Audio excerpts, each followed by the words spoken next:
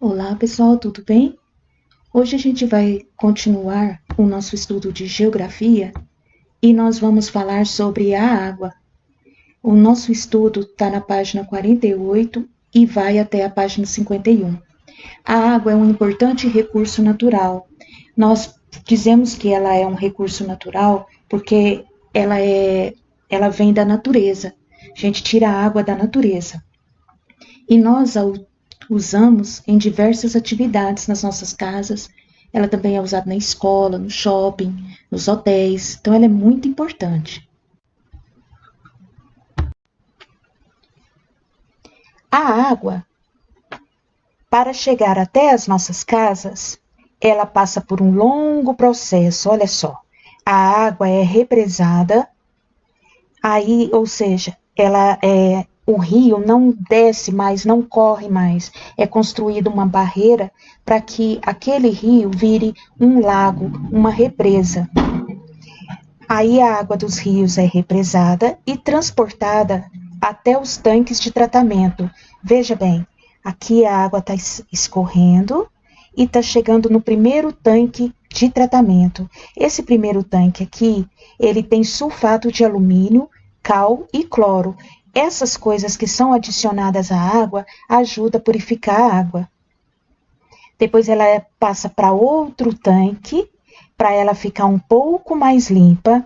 Depois ela vai para outro tanque, e aí ela vai para outro tanque, e nesse último tanque aqui, ela já sai pronta para ir para nossas casas, para os supermercados, para os shopping, para os hotéis, para os hospitais, para as escolas, qualquer lugar. Então ela passa para um reservatório enorme que reserva essa água e vai liberando aos poucos para o reservatório principal da cidade. Esse reservatório, através de canos, vai deixando a água seguir até os locais aonde ela precisa, as nossas casas, os hotéis, supermercados, igual eu falei para vocês. Aí tem a rede de distribuição através desses canos. E quando chega nas nossas casas, ela também fica numa caixa d'água.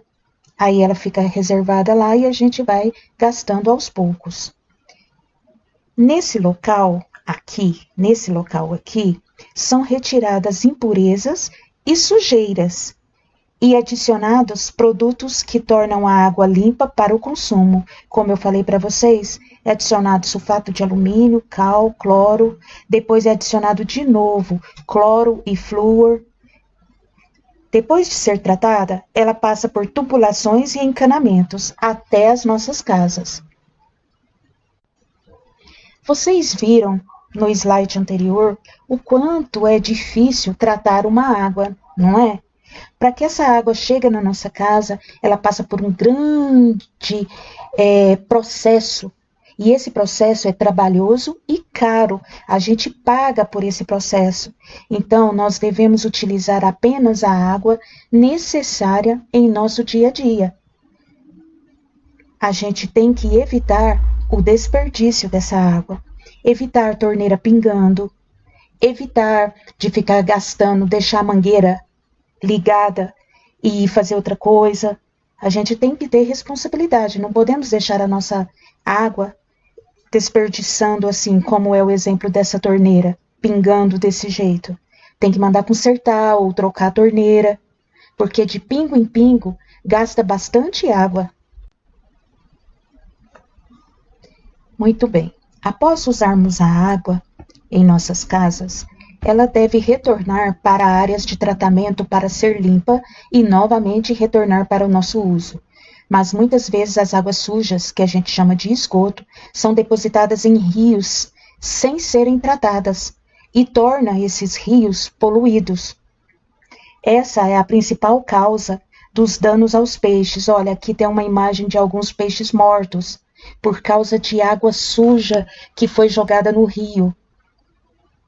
As plantas também morrem e causa, olha aqui umas plantas secas, e esse despejo de esgoto diretamente nos rios causa um mal enorme ao ambiente. Por isso, gente, que o tratamento da água é tão importante. Não se deve jogar lixo nem esgoto nos rios. Onde usamos a água? A gente sabe que a água é usada nas nossas casas em várias coisas. Ela é usada também no cultivo de vegetais, na criação do gado e na irrigação de lavouras. Aqui eu coloquei o exemplo de uma lavoura ou de uma horta irrigada. Isso daí, gente, dá para nós vermos o quanto de água é utilizado nas irrigações. E por que a gente tem que irrigar? Porque tem alguns vegetais, algumas plantações que precisam ser molhadas de tempo em tempo. Não dá para ficar esperando a chuva vir. Se for molhada só na época da chuva, a plantação morre. Aqui é uma plantação de repolho. Ela está sendo aguada através de irrigação. Gasta muita água para isso, mas é uma coisa que precisa ser feita. No cultivo de muitos vegetais, são utilizadas substâncias para deixar o solo mais fértil e combater insetos e outras pragas.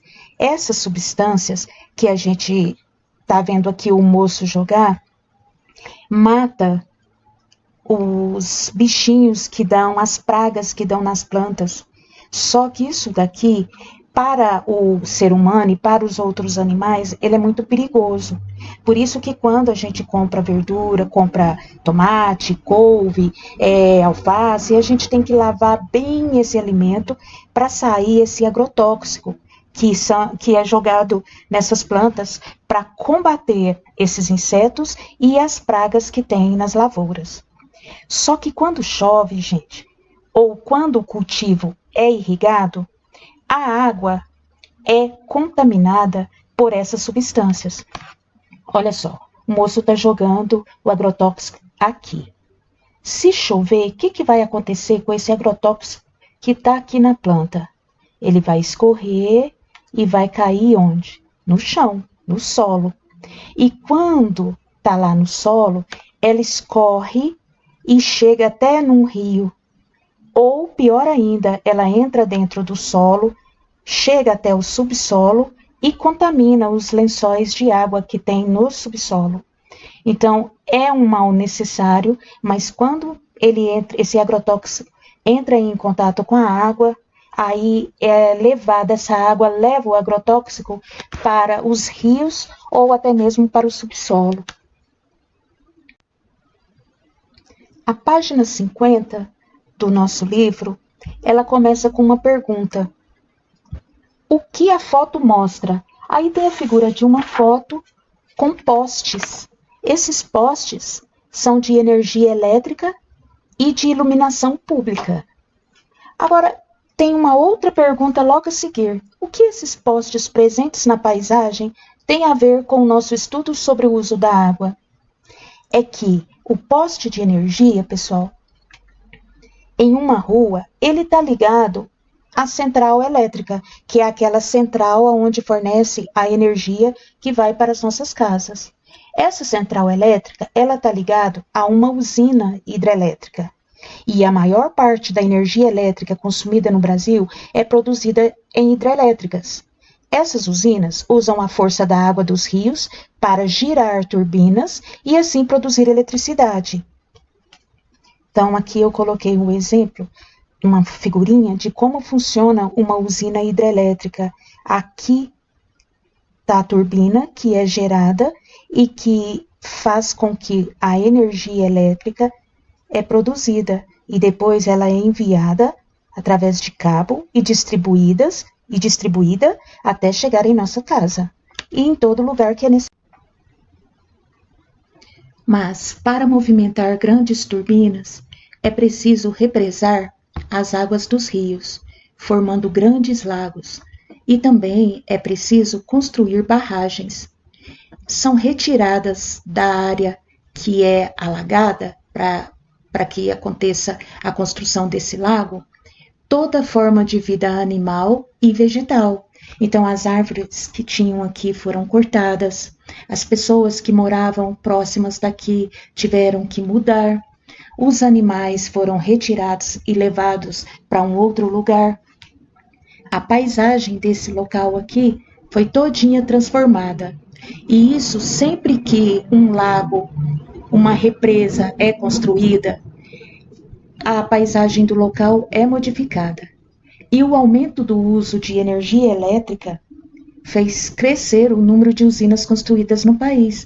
Isso significa que quanto mais energia a gente utiliza, mais necessidade de construir mais usinas, ok?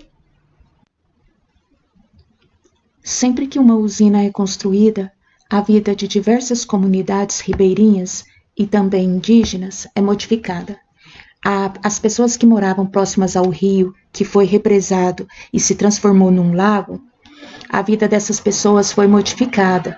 Elas tiveram que desocupar as suas casas, deixaram para trás as suas casas e o governo compra uma área e faz um reassentamento.